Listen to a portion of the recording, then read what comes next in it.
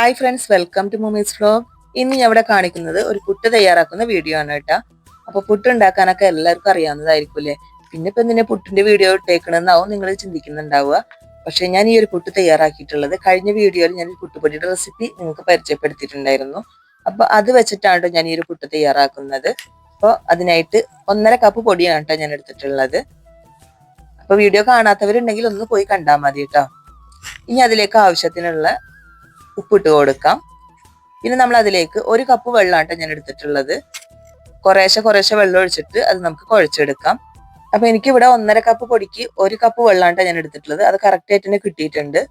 നമുക്ക് വേണമെന്നുണ്ടെങ്കിൽ വെള്ളം ഒഴിച്ച് പൊടിയെല്ലാം കുഴച്ചതിന് ശേഷം മിക്സിയുടെ ജാറിൽ ഇട്ടിട്ട് 1-2 സെക്കൻഡ് ഒന്ന് പൾസ് ചെയ്തെടുത്താൽ നല്ല സോഫ്റ്റ് പൊട്ടുപൊടി തന്നെ കിട്ടൂട്ടാ. ഞാനിപ്പോ അങ്ങനൊന്നും ചെയ്യുന്നില്ല, അല്ലാതെ തന്നെ കറക്റ്റ് ആയിട്ട് കിട്ടിയിട്ടുണ്ട്.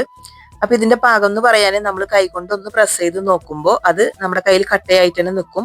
അത് വെള്ളം കുറവാണെന്നുണ്ടെങ്കിൽ പെട്ടെന്ന് പൊടിഞ്ഞു പോകും. ഇതിപ്പോ കറക്റ്റ് ആയിട്ട് തന്നെ കിട്ടിയിട്ടുണ്ട് കേട്ടാ. ഇനി ഒരു 5 മിനിറ്റ് മാറ്റി വെക്കാം. ഇനി ആവശ്യത്തിനുള്ള തേങ്ങ ചിരകി എടുത്തിട്ടുണ്ട്. അതിലേക്ക് ഒരു 1/4 ടീസ്പൂൺ ചെറിയ ജീരകം ഞാൻ ഇട്ട് കൊടുത്തിട്ടുണ്ട്. അത് ഇട്ട് കൊടുക്കുമ്പോൾ നല്ലൊരു ഫ്ലേവർ ആണ് കേട്ടോ കിട്ടുന്നത്.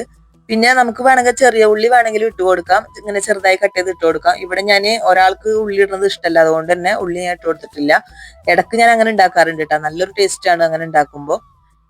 ഇനി സാധാരണ പുട്ട് ചുടുന്നത് പോലെ തന്നെ ചുട്ടെടുക്കാം. അടിയിൽ തേങ്ങ ഇട്ട് കൊടുക്കാം. പിന്നെ ഇടയിൽ വേണമെങ്കിൽ ഇട്ട് കൊടുക്കണമെങ്കിൽ തേങ്ങ ഇട്ട് കൊടുക്കണമെങ്കിൽ അങ്ങനെ ഇട്ട് കൊടുക്കാം. ഞാനിവിടെ താഴെയും മേലെ മാത്രമേ തേങ്ങ ഇട്ട് കൊടുക്കുന്നുള്ളൂ കേട്ടോ.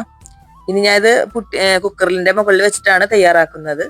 ഇത് ചിരട്ടപ്പുട്ടാണല്ലോ, അപ്പൊ അതുകൊണ്ട് തന്നെ കുക്കറിന്റെ മുകളിൽ വെച്ചിട്ടാണ് തയ്യാറാക്കുന്നത്.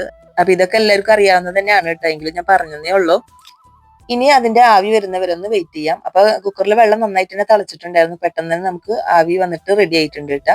അപ്പൊ ആദ്യത്തെ പുട്ട് ഇവിടെ റെഡി ആയിട്ടുണ്ട്. നല്ല ആവി പറക്കുന്ന പുട്ടാണ് കേട്ടാ. ഇനി അടുത്തതും നമുക്ക് ഇതുപോലെ തന്നെ ഒന്ന് ചെയ്തെടുക്കുന്നുണ്ട് കേട്ടാ. അപ്പൊ ഞാൻ ഈ ഒരു പുട്ട് തയ്യാറാക്കിയിട്ടുള്ളത് റേഷൻ കടയിൽ നിന്ന് വാങ്ങുന്ന നമ്മുടെ ചോറ് വെക്കുന്ന അരി ഉണ്ടല്ലോ, അത് പൊടിച്ചിട്ടാണ് കേട്ടാ.